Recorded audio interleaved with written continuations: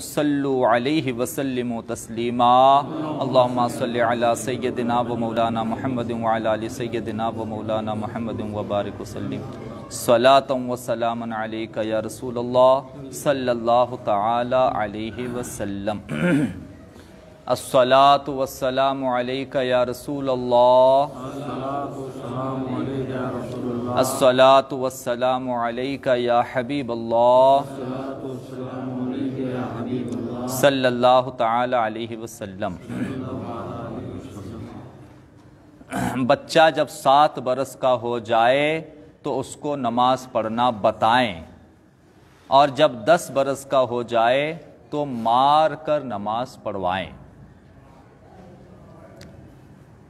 नमाज का तरीक़ा सीखने से पहले उन 6 बातों को सीखते हैं जिनके बग़ैर नमाज शुरू नहीं हो सकती। उन 6 बातों को शराइते नमाज कहते हैं। यानी नमाज के शुरू करने से पहले 6 चीज़ें हैं। ये 6 चीज़ें अगर पाई जाए या मुकम्मल हो जाए तो नमाज शुरू की जा सकती है। कल जैसा कि नमाज के बारे में जो बातें बताई गई उसमें ये चीज़ थी कि नमाज के बारे में बेअदबी वाले जुमले, मजाकिया जुमले नमाज के बारे में नहीं बोलना चाहिए। तो एक सवाल ये हुआ कि अगर किसी ने पहले ऐसा बोल दिया था तो आज उसके बारे में क्या मसला है? फिर बेख्याली में, लाइल्मी में या नादानी में, जहालत में अगर किसी ने ऐसा नमाज के बारे में कोई जुमला बोल दिया था तो आज उसका क्या? तो बिल्कुल आसान है, उसकी तौबा कर ले। अगर ऐसा जुमला बोला था तो उसकी तौबा कर ले। तौबा करने पर सब गुनाह अल्लाह ताला माफ़ फरमा देता है। तो वो 6 चीज़ें जिनसे नमाज शुरू करने से पहले जो 6 चीज़ें होती हैं, वो 6 चीज़ें पहले सराहतन बयान करके फिर उसको तफसील से बयान करते हैं। सबसे पहले है तहारत यानी कि पाकीज़गी। दूसरी है सतर औरत यानी कि जिस्म का छुपाना। तीसरी है वक्त। चौथी है इस्तक़बाल क़िबला, क़िबले की तरफ चेहरा। 5वीं है नियत, और 6ठी है तकबीर तहरीमा। ये 6 चीज़ें हैं जिनसे नमाज शुरू करने से पहले चीज़ें होती हैं। तो सबसे अव्वल है तहारत, यानी कि नमाज से पहले तहारत यानी कि पाकीज़गी का होना ज़रूरी है। जब तक पाकीज़गी नहीं होगी तब तक नमाज पढ़ ही नहीं सकते, नमाज को शुरू ही नहीं कर सकते।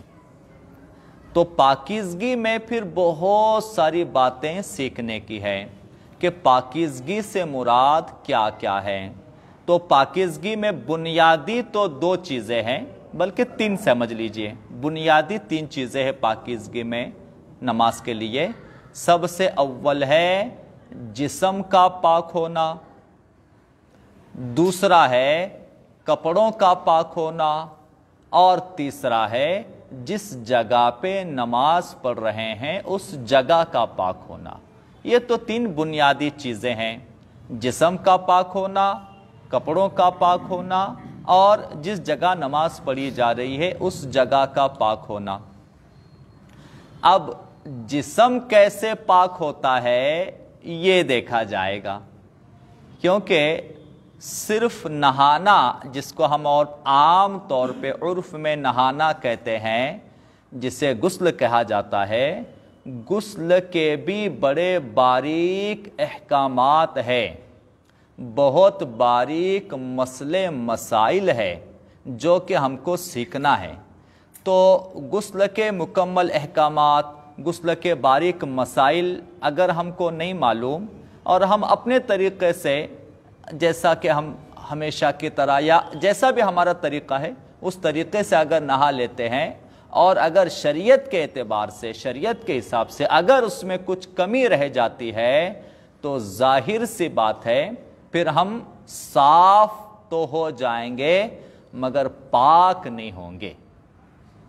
اگر شریعت کے حساب سے کوئی کمی رہ جاتی ہے تو، اور اگر شرعن صحیح ہوتا ہے جانکاری کے حساب سے تو پھر تو کوئی حرج نہیں ہے۔ تو اول جسم کو پاک کرنا یعنی کہ غسل کس طرح سے ہوتا ہے یہ سمجھنا ہے، اور اس کے بعد پھر کپڑے، پھر اس کے بعد جگہ کے، تو تینوں کو الگ الگ سمجھتے ہیں۔ تو غسل، تین چیزیں غسل میں فرض ہے، غسل میں تین چیزیں فرض ہے۔ سب سے پہلی کلی کرنا، غرارہ کرنا۔ پہلے فرائض بتاتے ہیں ہم آپ کو غسل کے، پھر اس کے بعد پورا طریقہ انشاءاللہ بتائیں گے غسل کا۔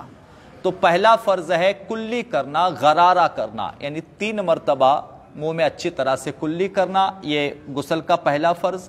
دوسرا فرض ناک میں پانی چڑھانا، جہاں تک ناک کا نرم حصہ ہمارا ہے وہاں تک پانی 3 مرتبہ چڑھانا، اور پھر تیسرا فرض ہے پورے بدن پر پانی بہانا۔ یہ 3 فرائض۔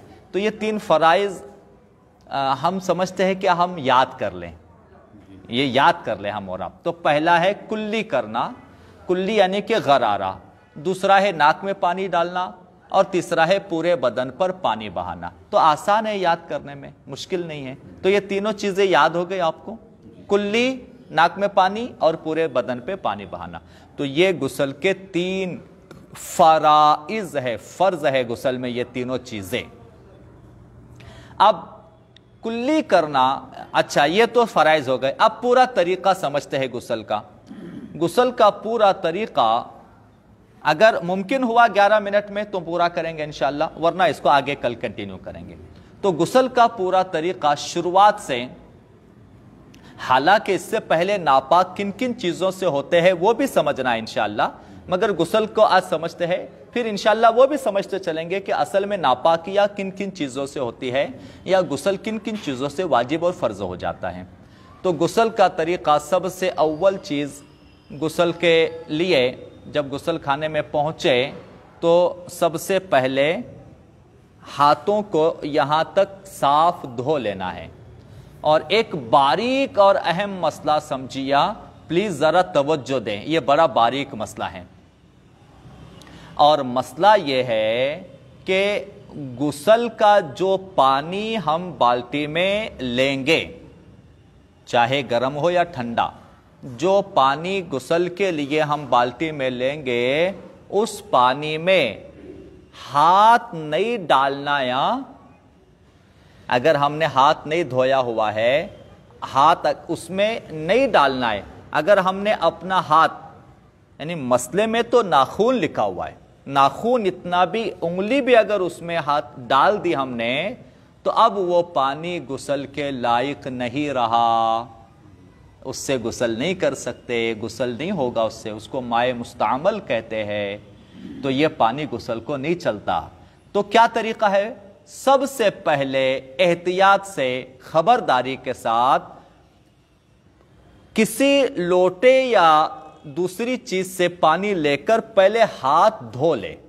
یہ جو ہماری کلائیاں ہیں، پونچھوں تک جسے کہتے ہیں، کلائیوں تک سب سے پہلا کام غسل خانے میں جانے کے بعد پونچھوں تک، کلائیوں تک ہاتھ اچھی طرح سے دھو لے۔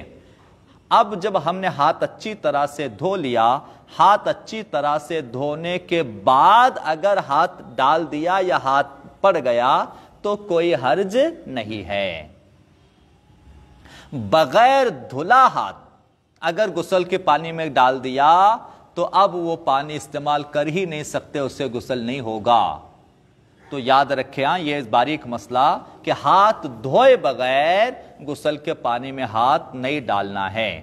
اور ہمارا طریقہ کیا ہے آج کل تو پتہ نہیں، لیکن آج کل بھی ہوتا ہے، پانی جب گرم کرتے نہانے کے لیے تو ابھی چولہے پہ ہی بھگونا رہتا ہے گرم کرنے کے لیے، اور گرم ہوا کیا نہیں دیکھنے کے لیے کیا کرتے ہیں، پہلے اس میں ہاتھ ڈال دیتے ہیں دیکھنے کو گرم ہوا کہ نہیں پانی، اور وہ ہاتھ دھلا ہوا بھی نہیں ہوتا ہے۔ تب بھی اگر دھو لینا پہلے، تو یہ مسئلہ سیکھ لیں کہ پہلے دھو لینا ہے ہاتھ، یعنی ہاتھ اچھی طرح سے، صرف ہاتھ بھی دھو لیا نا 3 مرتبہ اچھی طرح سے، اتنا پورا وضو کرنے کی ضرورت نہیں ہے، صرف ہاتھ دھو بھی لیا نا تو پھر بے شک ہاتھ ڈال سکتے ہیں، کوئی حرج نہیں، مگر بے دھلا ہاتھ ڈالا تو اب پانی غسل کے، کیونکہ جب ہم پہ غسل فرض ہے یا واجب ہے تو ناپاکی ہے نا ہاتھوں پہ۔ اچھا اگر فرض کیجئے غسل فرض نہیں ہے، ایسے نارمل نہا رہے ہیں، تب بھی نہیں ڈال سکتے ہاتھ بغیر دھولے، نہیں تو ہم سمجھیں گے صرف ناپاکی ہے تو نہیں ڈال سکتے، ایسا بھی نہیں ڈال سکتے ہاتھ، تو بغیر دھولے ہاتھ پانی میں نہیں ڈالنا ہے۔ یہ ایک مسئلہ آج ہم نے سیکھ لیا، اور پھر اس کے بعد اور غسل کا آگے طریقہ ہے، چونکہ 11 منٹ ہو چکے ہیں، لہٰذا اس کے آگے کا مسئلہ انشاءاللہ کل بیان کیا جائے گا۔